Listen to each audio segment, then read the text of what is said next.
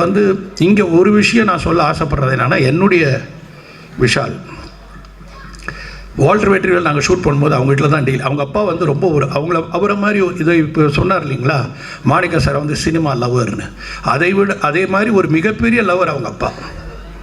அவங்க அப்பா வந்து படம் எடுக்கணும். நான் அப்போ பண்ணும்போதே வால்டர் வெற்றிவேல் எல்லாமே அது ரீமேக் பண்ணணும், இதை ரீமேக் பண்ணணும், இந்த படம் எப்படி இருக்கணும், அந்த படம் இருக்கணும், அப்படி ஒரு மிகப்பெரிய ரசிகன். அந்த ரசிகனுக்கு பிறந்தவர் எப்படி தப்பாயிடுவார். நான் பார்க்கும்போது வீடியோ கேம் ஆடிட்டு இருப்பார். மத்தியானம் வீட்டில் தான் சாப்பாடு எங்களுக்கு. 4 நாள் நாங்கள் அண்ணா நகரில் ஷூட்டிங் எடுத்தோன்னா 4 நாள் எனக்கு சத்யராஜ் சாருக்கெல்லாம் அவங்க வீட்டில் தான் சாப்பாடு. அவங்க வீட்டில் தான் சாப்பாடு கொடுப்பாங்க.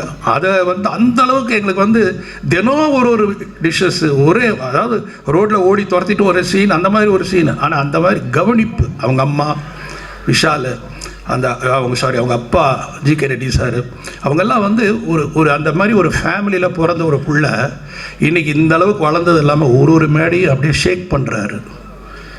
ஷேக் பண்ணி அதுக்கு உண்டான ஒரு எசன்ஸை ரொம்ப அருமையாக சொன்னார். நான் தனக்காக தான் செய்யலை, இந்த மேடையில் நான் இதை செஞ்சதுக்கு காரணம் இந்த படம் ரெட் ஃப்ளவர்ன்ற படம் வந்து எல்லா இடத்துலையும் போய் சேரணும், அதை ரீச் பண்ணுறதுக்காக தான் நான் இதை மாதிரி ஒரு விஷயத்தை பேசுகிறேன். அப்படி சொல்லும்போது அந்த நல்ல மனசு இருக்கிற வரைக்கும் என்றைக்குமே விஷால் நல்லா இருந்துக்கிட்டார்.